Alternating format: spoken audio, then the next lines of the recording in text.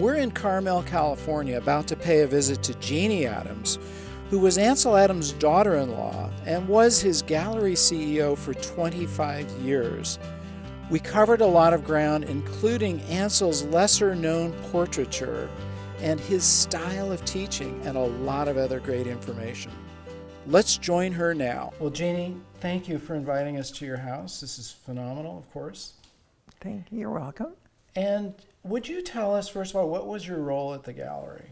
Since 1971, it was my responsibility, and I was the general manager, the CEO, the president. You know, everything. I did, yeah. I just did that for the next 25, 30 years. How was it interacting with him on a business level? Well, we sold his photographs. We did wonderful workshops, which he began in 1940. And at first they were 2 weeks long, and people would have the second week off. And then they were reduced in size and length because of the way life had changed and what people had for leisure. They didn't have that long a time. And so I worked with him intimately on the workshops. We did book signings, poster signings. He would come in the gallery. He liked to be in Yosemite.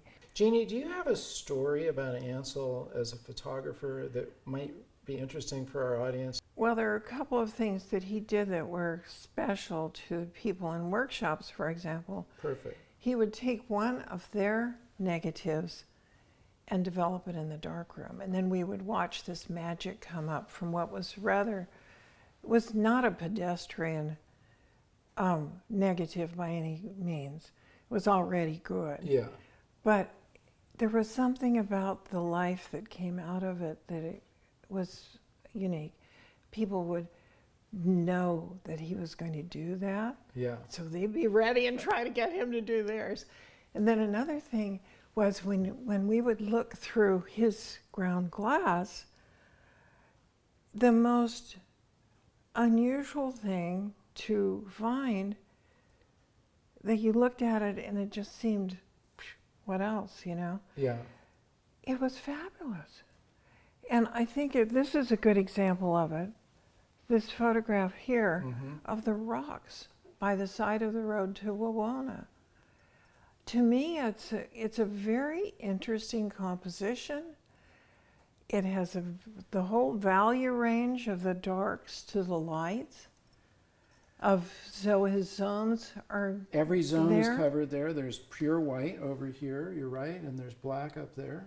And then on this panel, I have some quirky things, and some over here too of the original photographs of Ansel in this gallery that are images that no one would think of Ansel. Right. Because he has been people think of him as a landscape photographer. I have quite a deep collection. Michael and I have a really deep collection of portraits. Right. And of architectural things, because I'm fascinated with that dimension of his work. They see landscapes, they think Ansel, but then you're right, he did a lot of portraiture. And one of the things, with his portraits, something to really remember is that Ansel made photographs. He didn't take them. He wasn't like Dorothea Lange, for example. He never took anything away from them. So with their permission, they were more posed.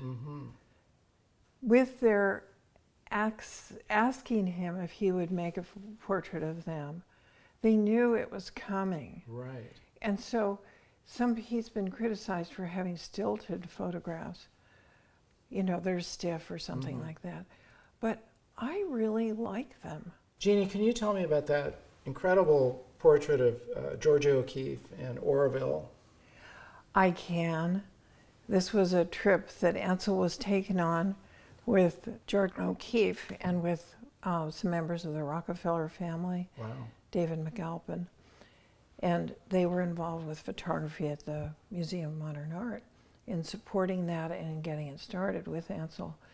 And this was taken with a 35 millimeter camera, which Ansel normally used large format. And it was so spontaneous. We actually even have the roll that he had used. And there's this wonderful glint in her eye. Exactly. You know, it's a little flirtatious almost. And when much later, evidently Mrs. Cox asked Virginia if she could, after Ansel had passed away, if she could have the portrait of Orville Cox with O'Keeffe. And Virginia said, no, Ansel's gone. We don't have, he can't make you anymore. Why did you tear up the one he gave you? So that was perhaps there was a little jealousy there. I don't know, but he was the foreman for the Ghost Ranch. And so they had to be good friends because she went out quite a bit. You're absolute. There's so much chemistry in that photograph. He took it from a low angle looking up, which gives them more dominance. But there's that playfulness in her expression that's unmistakable, that chemistry. You know, and the thing that was really interesting is that she had such a presence as a person that you would think of her as being a large woman, but she was probably this tall. Huh. She wasn't very tall, and she was very slender, but she had a sternness about her that was breaking the mold. Yes. And that was showing a side of her that people ordinarily didn't see. Absolutely. That is and incredible. This is a wonderful thing that Juan Hamilton, who was a friend of hers in the later years, I love how it goes together with this photograph, and that's why we have it here. Well, let's talk about this photograph. Tell me about it. What's the story? Well, this is up in Yosemite, and it's at the base of El Cap. Right. But you see the still water. But one of the things I love so much about this photograph and why it has such a prominent place in our home is that without Plex or without glass, it has this sense of inviting us into the depth of it. Mm-hmm. And another thing that's really interesting is that in so many of Ansel's photographs, you could take any part of it and it makes a full photograph. Mm-hmm. But then you see the whole composition and it's wonderful. But I look at this as an invitation to reconnect with nature, to be part of it, to remember that we are nature ourselves. Yes. And we ought not be divorced from nature as we find in our civilization and in our cities. Yeah. We need to be knowing that that's a part of us all the time. One of the things Ansel talked about in terms of visualization is seeing what he saw and felt. And you get this sense of serenity from this. The emotion he felt. Yeah. Just calmness. It's so poetic. It's like a symphony. Yes. One other question I had as far as his teaching. He respected them as individual people who were making photographs. Okay. And that they were expressing what they could see and knew how to do. And so he had a respect that went back and forth.